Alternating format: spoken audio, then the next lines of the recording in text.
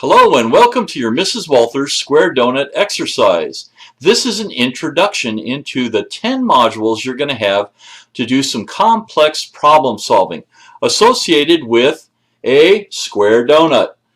We're going to actually walk you through all the components of it so that you really understand what's going on by the time you finish the complete decomposition of the I'll call it dimensional and interconnected case study that we've put together for you.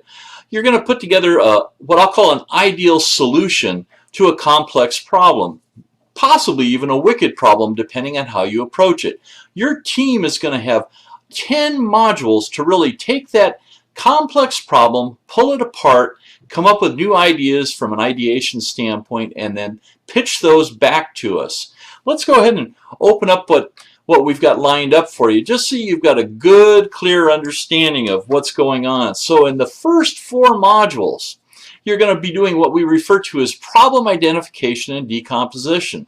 You're going to take that problem and really get to the point where you understand it, pull it apart to where you understand all the nuances associated with it through modules 1 through 4. Then you're going to have modules 5 through 10, which are going to focus on the ideation, creating new ideas, and then taking those ideas and pulling them down to really make sure that you're solving the right problem with the ideal solution, and then pitching that back to Mrs. Walthers to let us know exactly what the problem was and what your design solution is to create that, what we refer to as that ideal problem solution. Okay?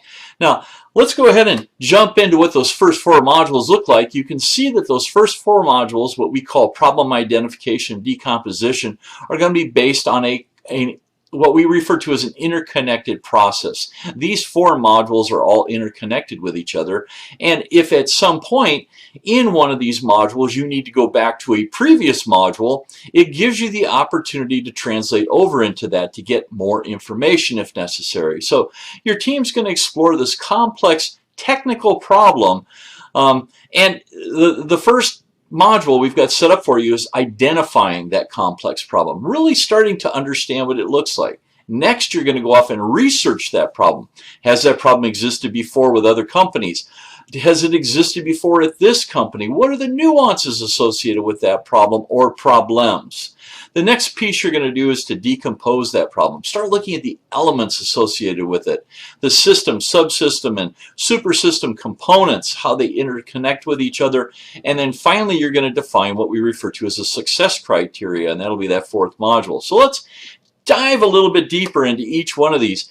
The first piece we had for you is that your team is going to be reviewing what we refer to as the square donut problem. Now, we're going to be providing you a fact sheet, a square donut fact sheet, which has a process flow and a series of data elements associated with it that describe what the complex problem is. That really gives you a complete architecture of the information that we think you need to start with. Now, ultimately, what's going to happen is once your team reviews that information and looks at that production flow diagram, you're going to say, well, I've got more questions for you. We've created a questionnaire for you that's got 10 questions that we request that you put together based upon that donut flow. It's going to give you the opportunity to go in and really get a good, clear understanding of what new questions you may have, those splinter discussions that are going to be necessary to completely understand the complex problem. Now, once you're done with that, we're going to have you start working on a lean canvas template, and in that lean canvas template, you're going to be doing what we refer to as researching the problem. This gives you a template to take that information that you're gathering based upon cost, schedule, and performance and lay those into categories that give you the ability to separate it, really start to diagnose the problem and lay it out in a format that lets you see it clearer. Now, once you're done with that Module 2 section, we're going to move you into Module 3 where you decompose that problem. This is where you're going to use a water logic format. And in that water logic format, you're going to lay out what we refer to as the system diagram, the supersystem diagram, and the subsystem diagram. You'll get a complete understanding of the system topology of the problem, where it exists, what the splinters to it are, what the elements, what those not only interconnections are, but the flow for how this happens, because there's going to be logical flow going in multiple directions for how a problem exists. And then finally in Module 4, you're going to get a fishbone diagram, and we're going to have you fill that fishbone diagram out. Now, that fishbone diagram is a cause and effect diagram used to identify potential problem areas. It's a very common diagram used with technical problems. Your initial problem is that you've got a harmonic vibration. We're going to have you identify all of the components, all of the elements that could be creating a harmonic vibration. But in addition to that, you have chains that are breaking. You have a chain break.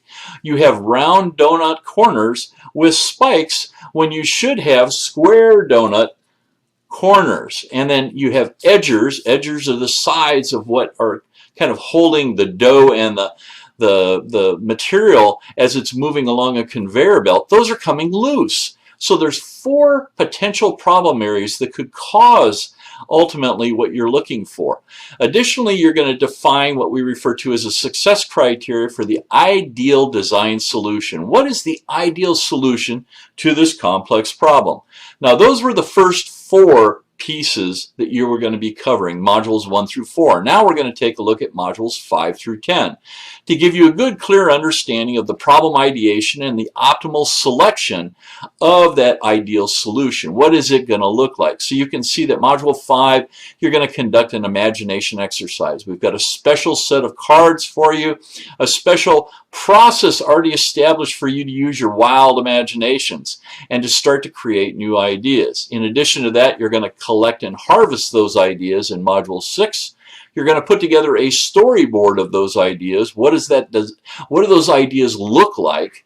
And create graphical representations of it. And then you're going to float down into a proto-storming process to kind of proto-storm out what that design solution would look like. What if we could prototype it and brainstorm it at the same time? What's that going to look like so that you've really got a good, clear understanding of what the problem solution is, and you've looked at potential areas that could cause it not to succeed.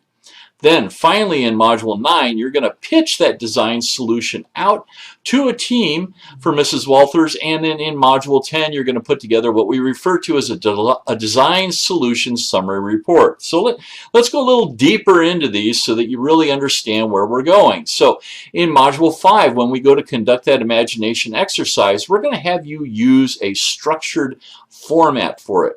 The ladder of abstraction. That ladder of abstraction is going to help you create focus statements or problem statements, challenges that are going to drive you in 2 different directions. One is going to be looking at what do we think the problem is? Where does it exist and why? Why is the problem there? And then the second direction that we're going to drive is going to be in the downward direction, and we're going to ask what's stopping you from preventing that problem, so that you're really going to have a series of challenge or opportunity statements when you go into that ideation process that'll drive a variety of different directions.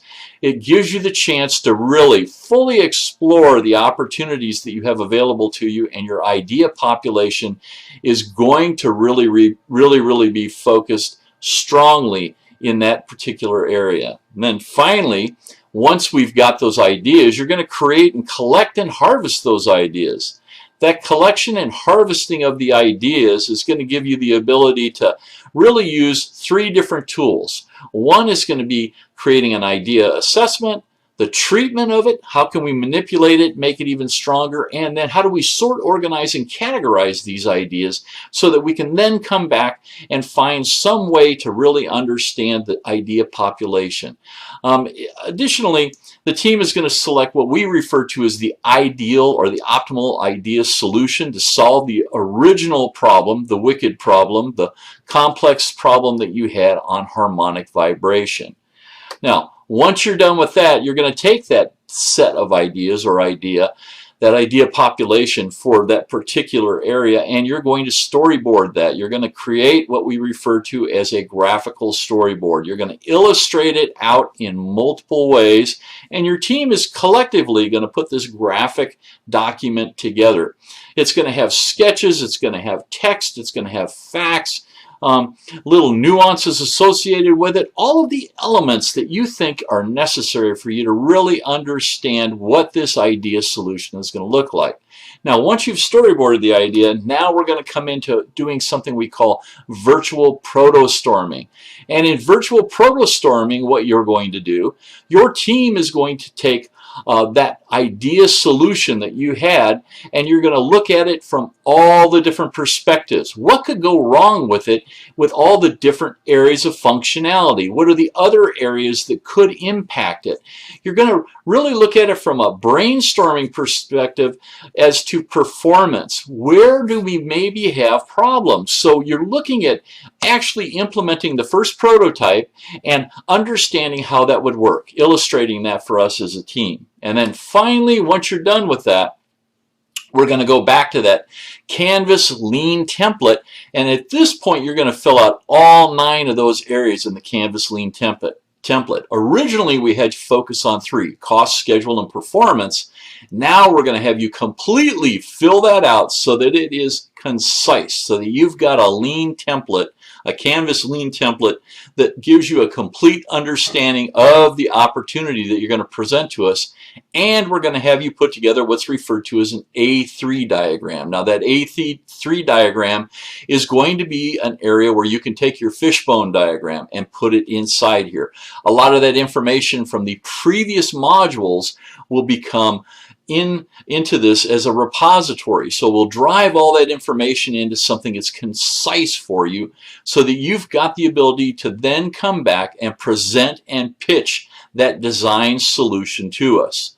You're going to have the opportunity to focus on it from I'll call it a really technical, complex problem perspective, and show the process for how you took it apart, how you put it back together, where your idea solutions came in, and what your ideal final solution was to solve Mrs. Walthers' square donut problem, that complex problem. And then finally in Module 10, we're going to have you put together what we refer to as a design solution summary report.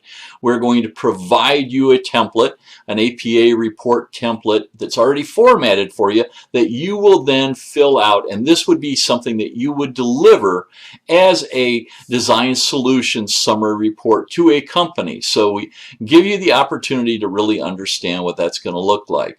Now, finally, when you are done with this course project, I want you to understand that you're really going to have the opportunity to explore a lot of different processes, a lot of different opportunities, interactions with other people, but it's going to give you the opportunity to understand how to solve complex problems in the future, what the diagnostic tools look like, what the process for functioning with these tools would be to really pull a problem apart, to take that wicked problem apart, come up with an ideation solution to it, reassemble it, and then package it up and present it back to a company.